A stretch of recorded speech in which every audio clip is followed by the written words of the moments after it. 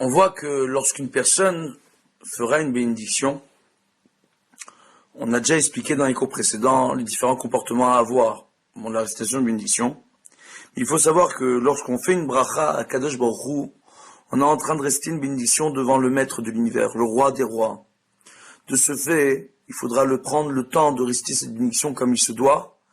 et de ne rien faire d'autre au moment de réciter la bénédiction. De ce fait, une personne ne pourra pas au moment de réciter une bracha venir faire autre chose en parallèle, comme si elle est à table avec ses enfants, venir s'occuper de ses enfants en parallèle de sa bénédiction, etc., etc.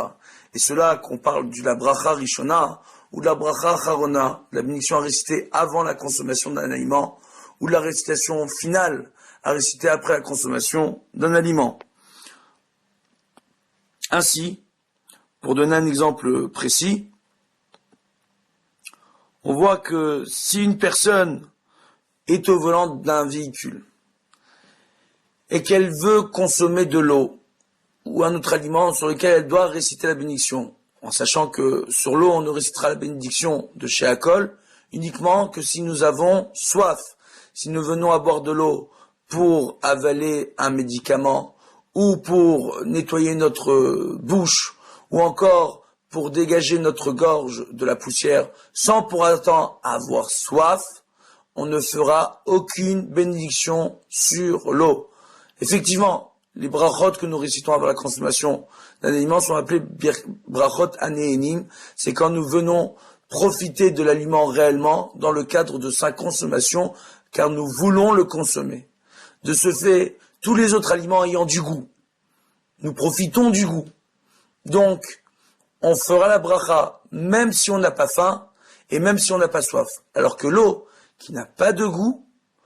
on ne pourra faire la bracha dessus que si nous avons réellement soif.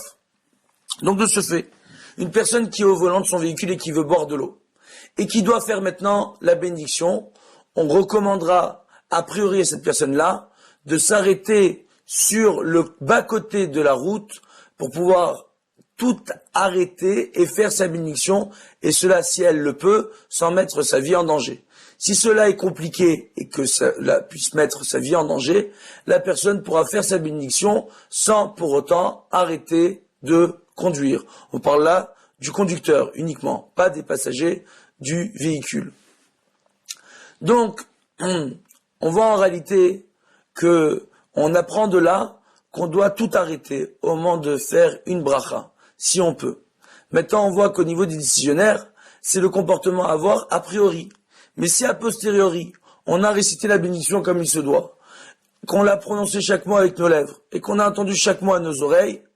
même si on était en train de faire autre chose en parallèle, on est acquitté de sa bénédiction, Bédia Avad. Cependant, une telle bénédiction sera beaucoup moins appréciée aux yeux de Dieu, vu qu'une telle bénédiction ne sera pas accompagnée de toutes les intentions qu'on se doit d'avoir au moment de la récitation de la bénédiction, les intentions minimales ayant été expliquées dans le cours précédent. Be'ezrat Hashem, en espérant que chacun prenne le temps de réciter la bracha comme il se doit, de tout arrêter au moment de réciter la bracha pour bien comprendre devant qui nous nous tenons au moment de réciter nos brachot et de prendre conscience de la grandeur d'Akadosh Baruch Hu et de sa présence. À travers un tel travail, en prenant à chaque fois le temps de réciter nos brachot, de réciter chaque mot, de comprendre le sens de chaque mot, de chaque bracha, de fermer nos yeux pour profiter de chacun de ces mots et de la présence divine à nos côtés au moment de la récitation de la bénédiction, on ne pourra que se rapprocher d'Akadosh Baruch Hu et de ressentir de plus en plus sa présence dans ce monde et renforcer ainsi notre croyance en lui, notre émouna et la croyance de nos proches autour de nous, Be'ezrat Hashem, en Dieu, avec son aide et sa bénédiction, Baruch Hashem, Beshem Hashem, Naaseh v'natzliach, qu'on puisse tous faire en sorte et réussir à avoir un tel comportement au moment de la récitation des bénédictions.